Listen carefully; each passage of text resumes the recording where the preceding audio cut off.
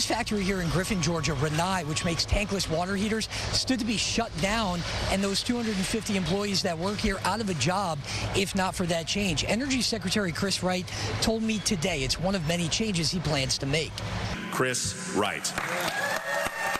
On Friday, U.S. Energy Secretary Chris Wright visited Wright in Griffin, Georgia. The company, which makes efficient tankless water heaters, was at risk of having to close. They were on a Biden-era list of restricted gas products, a policy the Trump administration announced it reversed just minutes before Wright spoke to employees. To prevent Americans from buying the most efficient, the most cost-effective hot water heater, that's just arrogant. This humming modern factory is proof that common sense matters. According to the Energy Department, lifting restrictions on those gas products that range from decorative fireplaces to certain shower heads saved $24 billion in taxpayer funds. It also saved Wright's 250 jobs. Oh, it was a dramatic impact because this factory that you're in was built to make non-condensing tankless water heaters.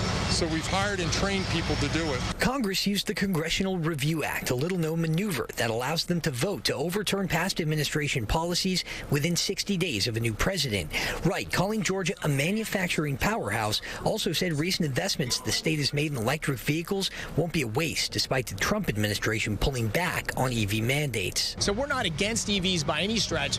We just want to get the hands off the scale so that there's a fair competition. Wright also talked about the impact of tariffs on rising energy costs. His message, short-term pain for long-term gain. We're in the middle of the sausage making on tariffs, but I think you got to wait a few weeks. When we get to the other side, what you're going to see is a golden age of investment in the United States. And we're told the Congressional Review Act, the act that saved this company, should be signed by next week. We're in Griffin. Doug Reardon, Atlanta News First.